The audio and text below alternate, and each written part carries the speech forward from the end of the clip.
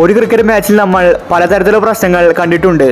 ഫീൽഡേഴ്സിന്റെ ഇടയിലെ പരിക്ക്, അതുപോലെ തന്നെ അമ്പയർമാരുടെ തെറ്റായ തീരുമാനം, കാണികൾ ചെയ്യുന്ന പ്രശ്നങ്ങൾ, അതുപോലെ പരസ്പരം കളിക്കാർ തമ്മിലുള്ള തല്ലുകൾ.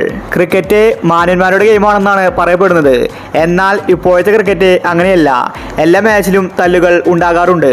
ഇപ്പോഴിതാ ഇന്നലത്തെ മാച്ചിലും തല്ല് നടന്നിരിക്കുകയാണ്. ഇന്ത്യ ഓസ്ട്രേലിയ രണ്ടാമത്തെ ടെസ്റ്റിലാണ് ഇത് നടന്നത്. സിറാജും ട്രേവിസ് ഹെഡും തമ്മിലാണ് അടിയുണ്ടായത്. ഇതിനെക്കുറിച്ചാണ് നമ്മൾ ഇന്നത്തെ വീഡിയോയിൽ നോക്കുന്നത്.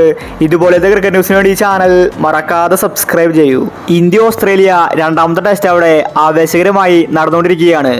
നിലവിൽ ഇപ്പോൾ ഇന്ത്യ സെക്കൻഡ് ഇന്നിംഗ്സ് ആരംഭിച്ചിട്ടുണ്ട്. ഇന്ത്യയുടെ 5 വിക്കറ്റ് പോയിരിക്കുകയാണ്.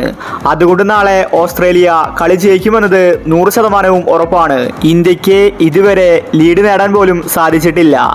ഇന്നത്തെ മത്സരത്തിലാണ് ആ സംഭവം നടന്നത്. സിറാജും ട്രേവിസ് ഹെഡും തമ്മിലാണ് പ്രശ്നം നടന്നത്. ഇന്ന് ട്രേവിസ് ഹെഡ് ഔട്ടായതിനു ശേഷമാണ് ഗ്രൗണ്ടിൽ വെച്ച് സിറാജുമായിട്ട് തല്ലുണ്ടായത്. ഹെഡ് ഔട്ടായപ്പോൾ സിറാജ് ആ വിക്കറ്റ് നേട്ടം വലിയ രീതിയിൽ ആഘോഷിച്ചു. അത് ട്രേവിസ് ഹെഡിന് ഇഷ്ടപ്പെട്ടിട്ടില്ല. ഹെഡ് ഇന്ന് 140 റൺസ് എടുത്തിട്ടുണ്ടായിരുന്നു.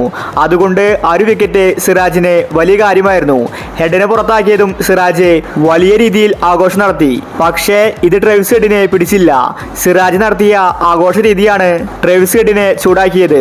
ഉടനെ തന്നെ ട്രേവിസ് ഹെഡ് ഇന്ത്യൻ പേസർ സിറാജിനെതിരെ തിരികെയായിരുന്നു.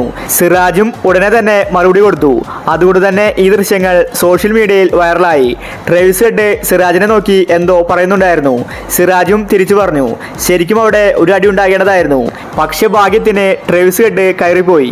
സിറാജിന് അല്ലെങ്കിലും കുറച്ച് അഗ്രഷൻ കൂടുതലാണ്. കോഹ്ലിയെ പോലെയാണ് സിറാജും. ഓസ്ട്രേലിയൻ താരങ്ങളെ ശരിക്കും സിറാജ് ചൊടിപ്പിക്കുന്നുണ്ട്.